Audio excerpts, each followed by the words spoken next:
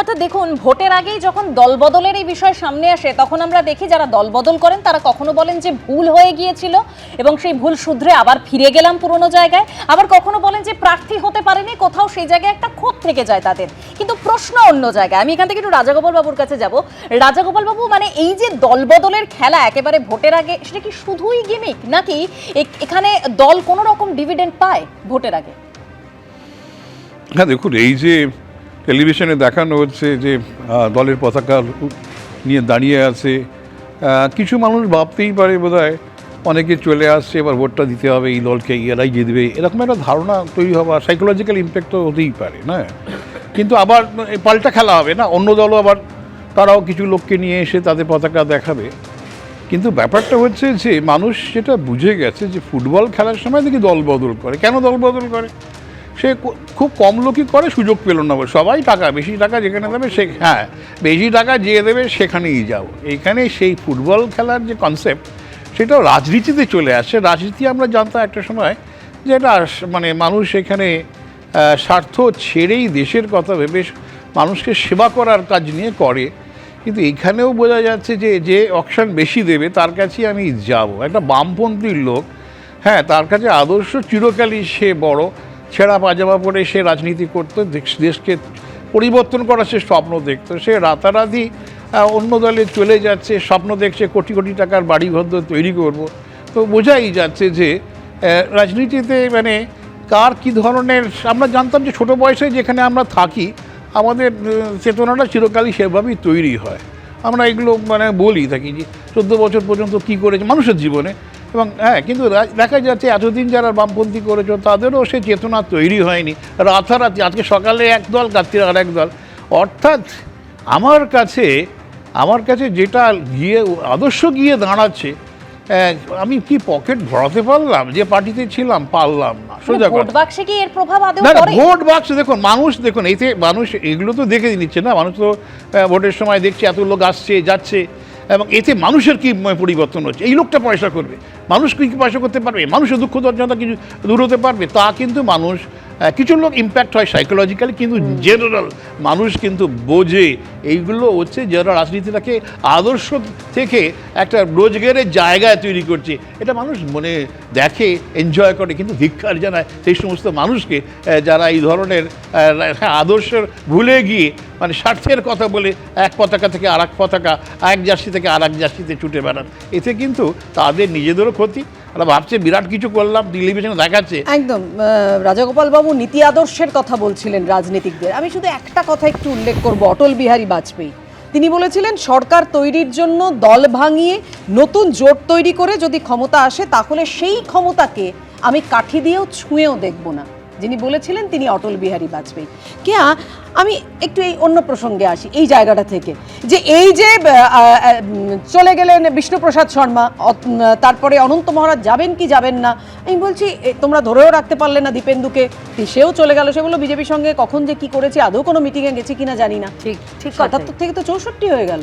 তো এই প্রশ্নটা আপনি মাননীয় অধ্যক্ষ মহোদয়, যিনি বিধানসভার অধ্যক্ষ, তাকে জিজ্ঞেস করুন। আমরা তো সংখ্যাটা ৭৭ থেকে ৬৪ আমরাও বলছি, ঠিক যেরকম তুমি বলছো। কিন্তু বিমান বন্দ্যোপাধ্যায় তিনি অঙ্কে কাঁচা নাকি বিধানসভার ভেতরে ঢুকলে আমি জানি না, তার সংখ্যা তত্ত্বটা একটু গুলিয়ে যায়। কারণ বিধানসভার ভেতরে কিন্তু তিনি ৭৭টা ৭৭ই বজায় রেখেছেন। আমরা বলছি ৬৪। কিন্তু এবারে ইন্টারেস্টিং, আমার খুব ভালো লাগলো, মানে দীপেন্দু বিশ্বাস যে আজকে চলিয়া গিয়া প্রমাণ করিলেন তিনি বিজেপিতে ছিলেন, বিষয়টা তাই দাঁড়াচ্ছে। তাকে না দেখেছি কোনো মিটিংয়ে, না দেখেছি কোনো মিছিলে। এবং রাজাগোপাল বাবু খুব সুন্দর যেটা বললেন, দেখুন ফুটবলাররা কি কারণে দল বদল করে আমরা জানি, দীপেন্দু বাবু হাজার হোক ফুটবলার, তো তোমাদের লোককে আটকে রাখতে পারছো না। এবার প্রসঙ্গ হচ্ছে বিষ্ণুপ্রসাদ এবং সবাই বলছে বন্ধ হয়ে যাচ্ছে, কাজ করতে পারছি না। অনন্ত মহারাজ একেবারে মঞ্চে দাঁড়িয়ে বলছেন যে বঞ্চনার কথা, কেন্দ্রের বঞ্চনার কথা। ওনার বঞ্চনাটা যখন মনে হয়নি যখন রাজ্যসভার সাংসদ হয়েছিলেন, সেই সময় তো বঞ্চনার কথা বলে তার তো রাজ্যসভার যিনি তখন যখন দল তো সামলাতে পারছো না তোমরা, আমার ভোটে জেতার কথা ভাবছো কি করে? বলতে দিন না প্লিজ, ইন্টারেস্টিং সাবজেক্ট। দেখুন আমি তো মহারাজ, তুমি এর মধ্যে ইন্টারেস্ট পাচ্ছ, ইন্টারেস্টিং তো বটে, কি আশ্চর্য। যিনি সাংসদ হলেন তিনি তখন তার মনে হয়নি যে বঞ্চনা হতে পারে বা বঞ্চনা হচ্ছে, পরে তার মনে হলো আমি আসলে ওই দীপেন্দু বিশ্বাসের রেফারেন্সটাই বারে বারে খুব ভালো লেগেছে, রাজাগোপাল বাবু আজকে অসাধারণ কথা বলেছে, বারে বারে কেন জানি না মাথার মধ্যে কাজ করছে। আচ্ছা, এবার তৃতীয় প্রসঙ্গ, বিষ্ণুপ্রসাদ শর্মা। তিনি বিজেপির টিকিটে জিতেছেন, তো তারপরে তিনি, তার মনে হচ্ছে ম্যানিফেস্টো নিয়ে তিনি কোন দলে গেলেন? যে দল বলছে বাংলা ভাগ হতে দেব না, এবং তার কি দাবি ছিল? তিনি গোর্খাল্যান্ড চান। ভারতীয় জনতা পার্টি স্পষ্ট বলে দিয়েছে আমরা পশ্চিমবঙ্গে আমরা ভাগ হতে দেব না, কিন্তু এখন তাকে তৃণমূল কে বলেছে? আমরা ভারতীয় জনতা পার্টি বলেছি। তোমাদের সাংসদ, তোমাদের নেতা। আমি বলছি তুমি বিষ্ণুপ্রসাদ শর্মার কথা বলছো, বিষ্ণুপ্রসাদ তোমাদেরই নেতা বলেছেন যে বিষ্ণুপ্রসাদ শর্মার সঙ্গে বিজেপির অনেকদিন ধরে দূরত্ব তৈরি হয়েছিল। আমি সেই দূরত্ব মেটানোর চেষ্টা করছি, তাহলে তোমরা ধরে রাখতে পারছো না। আরে না না, ঠিক বলেছেন তো উনি। এবার দূরত্ব কেউ যদি করতে চায়, কেউ যদি মনের মধ্যে ঠিকই করে নেয়, তোমাদের নেতা, তোমাদের সাংসদরা বলে গেছে বাংলা ভাগের কথা, উত্তরবঙ্গ চাই আলাদা। এক সেকেন্ড, আচ্ছা প্রতিকূর যে ঘুরিয়ে দিচ্ছ তুমি তোমার দলটা নিয়ে একটু বলো। ঘোরানোর প্রসঙ্গই একটু না, অস্বস্তি হতে পারে। প্রতিকূলে আমরা আসবো, প্রতিকূলে আলাদাভাবে আলোচনায় আসবো, একটু নির্দিষ্টভাবে গত 4 বছর ধরে, আমি রিপিট করছি, গত 4 বছর ধরে বিষ্ণুপ্রসাদ শর্মা, তার কার্যপদ্ধতি, তার পোস্ট, তার দলীয় স্ট্যান্ড সম্পূর্ণ ভারতীয় জনতা পার্টির উল্টো মেরুতে, এবং সেই সময় থেকেই তিনি প্রস্তুতি নিচ্ছিলেন। কি কারণে আমি জানি না, আবার রাজাগোপাল বাবুর কথা ধার করতে হচ্ছে। দেখো দীপেন্দু বিশ্বাসের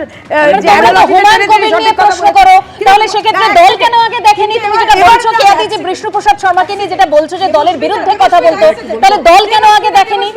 এটা আমি একটা উল্টো প্রশ্ন করতে চাই। তাহলে দল ব্যবস্থা নেয়নি কেন? এটা প্রশ্ন উঠবে কি?